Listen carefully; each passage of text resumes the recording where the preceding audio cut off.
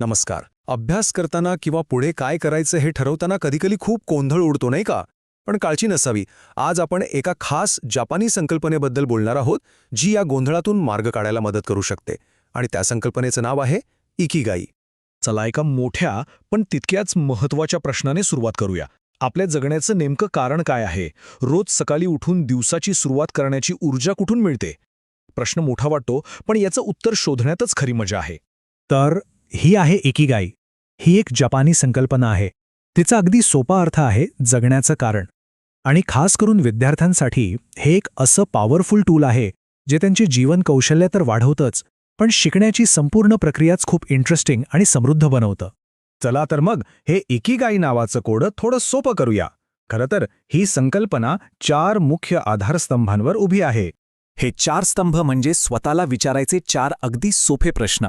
पहिलं, आपल्याला मनापासून काय करायला आवडतं? दुसरं, आपण कोणत्या गोष्टीत नैसर्गिकपणे चांगले आहोत, म्हणजे आपली ताकद काय आहे? तिसरं, आपल्या आजूबाजूच्या जगाला, समाजाला कशाची गरज आहे? आणि चौथं, असं कोणतं काम आहे ज्यासाठी आपल्याला चांगला मोबदला मिळू शकतो? आणि इकिगाईचं खरं सार इथे आहे.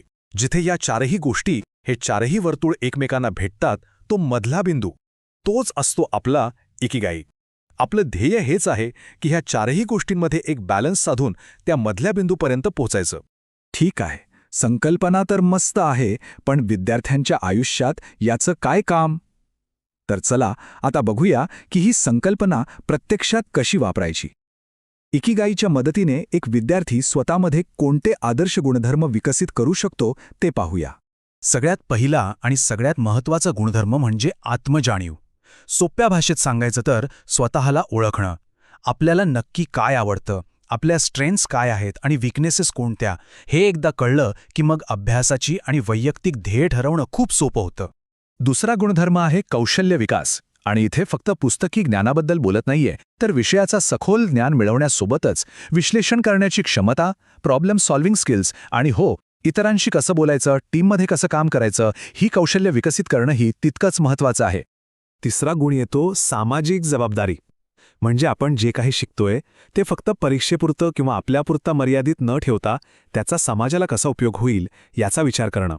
मग ते एखाद्या सामाजिक उपक्रमात भाग घेणं असो किंवा नैतिक मूल्य जपणं असो, सगळं यात आलं. आणि चौथा गुणधर्म आहे करिअर अभिमुखता.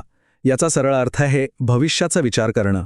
इंडस्ट्रीला सध्या कोणती स्किल्स हवी आहेत, नोकरीच्या आणि स्वतःचा व्यवसाय सुरू करण्याच्या काय संधी आहेत, यासाठी इंटर्नशिप्स आणि प्रोजेक्ट्समधून प्रत्यक्ष अनुभव घेणं महत्त्वाचं ठरतं. आता एक खूप इंटरेस्टिंग गोष्ट बघूया.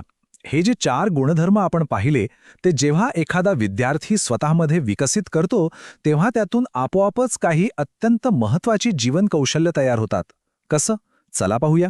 जेव्हा आत्मजाणीव वाढते तेव्हा स्वव्यवस्थापन आणि प्रेरणा आपोआपच येतात. का? कारण जेव्हा आपल्याला नक्की काय करायचं आहे आणि का करायचं आहे हे माहीत असतं, तेव्हा स्वतःला त्या मार्गावर ठेवणं सोपं जातं.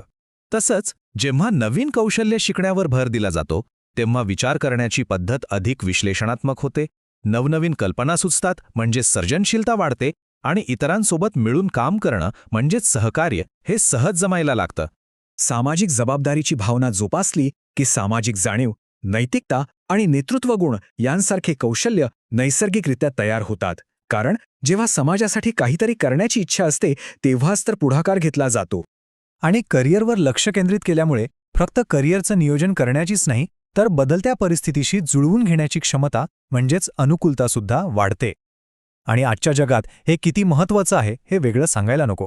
या सगळ्याचा पाया काय आहे? तर एक गोष्ट खूप महत्त्वाची आहे आणि ती म्हणजे जिज्ञासा. जसं इथे म्हटलं आहे, जिज्ञासाच सक्रिय शिक्षणाला प्रोत्साहन देते आणि चिकित्सक विचार विकसित करते. शिकण्याची इच्छाच नसेल तर काहीच शक्य नाही. आता या तक्त्याकडे बघा जरा. इथे हेच सगळं किती सोप्या पद्धतीनं मांडलंय. जिज्ञासा असेल तर चिकित्सक विचार वाढतो, शिस्त असेल तर सेल्फ मॅनेजमेंट सोपं होतं, सर्जनशीलता असेल तर प्रॉब्लेम सॉल्व्हिंगची ताकद येते.